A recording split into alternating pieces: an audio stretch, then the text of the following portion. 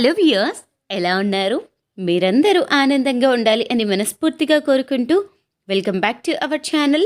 నేను మీ ఆంధ్ర అమ్మాయిని. ఇవాళ వీడియోలో మన వ్యూయర్స్ అందరికీ మార్గశిర మాసం ఎప్పటి నుంచి ఎప్పటి వరకు వచ్చింది, మార్గశిర మాసంలో ఎన్ని గురువారాలు వచ్చాయి, అలానే ఎన్ని గురువారాలు మనం పూజను ఆచరించాలి, మార్గశిర మాసంలో అమ్మవారికి పెట్టవలసిన నైవేద్యాలు ఏంటి, మార్గశిర మాసం అంటే ఏంటి అనే విషయాలన్నిటి గురించి కూడా ఇవాళ వీడియోలో మన వ్యూయర్స్ అందరికీ క్లీన్ అండ్ క్లియర్గా ఎక్స్ప్లెయిన్ చేస్తాను.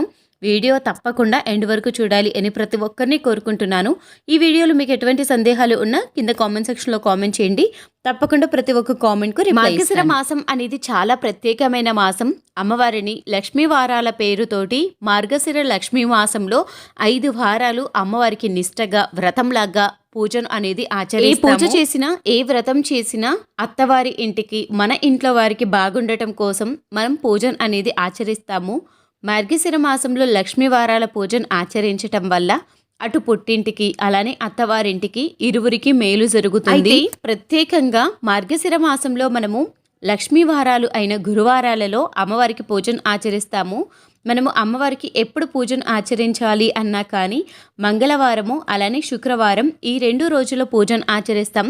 కానీ మార్గశిర మాసంలో మనము గురువారము అమ్మవారికి పూజను అనేది ఆచరిస్తాం. అయితే మనకు డిసెంబర్ 2వ తేదీ సోమవారం రోజున పాడ్యమి నుంచి డిసెంబర్ 30వ తేదీ సోమవారం వరకు మనకు మార్గశిర మాసం అనేది ఉంటుంది.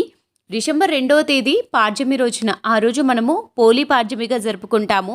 ఆ రోజు నీటిలో దీపాలు వదులుతూ ఉంటాము. తులసికోట దగ్గర కానీ నీటిలో కానీ దీపాలను వదులుతూ ఉంటాము. ఆ దీపాలను ఏ విధంగా వదలాలి అనేది కూడా మన ఛానల్లో వీడియోస్ అనేది అప్లోడ్ చేశాను. ఇంట్రెస్ట్ ఉన్న వాళ్ళు ఒకసారి చెక్ చేయండి. పోలి పాడ్యమి రోజున పూజను అనేది ఆచరించవచ్చు సింపుల్గా. చంద్రుడు పౌర్ణమి రోజు ఏ నక్షత్రంలో ఉంటాడో ఆ మాసానికి ఆ నక్షత్రం పేరుతో మాసం ఏర్పడుతుంది. చంద్రుడు పౌర్ణమికి మృగశిర నక్షత్రంలో ఉంటాడు.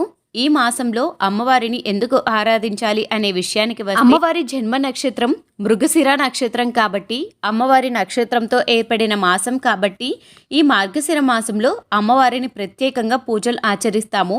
ఈ మార్గశిర మాసంలో మనం విష్ణుమూర్తిని కూడా ఆరాధిస్తాము. అయితే మార్గశిర మాసంలో మనకు మొత్తం 5 వారాలు వస్తాయి.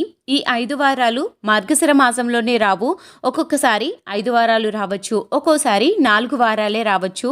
ఈ ఏడాది మనకు మార్గశిర మాసంలో మొత్తం 4 గురువారాలు మాత్రమే వచ్చాయి. ఒక గురువారం మనము పుష్యమాసంలో చేసుకుంటాం. అయితే మార్గశిర మాసంలో వచ్చే రోజులు ఏంటి, మార్గశిర గురువారాలు ఏ రోజులలో వచ్చాయి, పెట్టవలసిన నైవేద్యాలు, అలానే తేదీ, వీటన్నిటి గురించి కూడా ఇప్పుడు తెలుసుకుందాం. మొదటి మార్గశిర లక్ష్మీ వారం 5/12/2014 తేదీన వచ్చింది.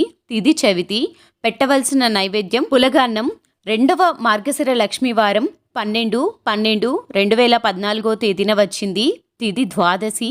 నైవేద్యం అట్లు, తిమ్మన్నం. 3వ మార్గశిర లక్ష్మీవారం 19/12/2014 తేదీ వచ్చింది.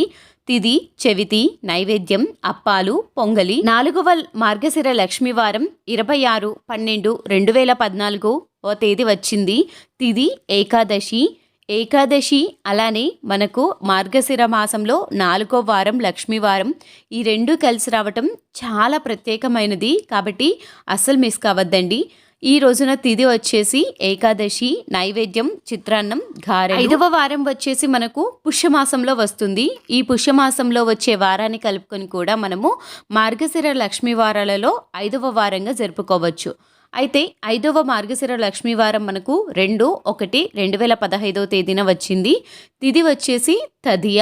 ఆ రోజున అమ్మవారికి పెట్టవలసిన నైవేద్యం పూర్ణం. మార్గశిర గురువారాలలో అమ్మవారికి పూజను ఉదయం సమయంలో అంటే బ్రహ్మముహూర్త సమయంలోనే పూజను ఆచరించాలి. మార్గశిర గురువారాలలో పూజను ఏ విధంగా ఆచరించాలి, నియమాలు ఏంటి, మార్గశిర గురువారంలో పూజను ఆచరించడం వల్ల ఎటువంటి ప్రయోజనాలు ఉన్నాయి అనే విషయాలన్నింటినీ కూడా మన ఛానల్లో మార్గశిర మాసం లక్ష్మీవారాల పూజను అనేది అందిస్తాను. ఆ వీడియోలో ప్రతి ఒక్క విషయం గురించి కూడా మన వ్యూయర్స్ అందరికీ షేర్ చేస్తాను.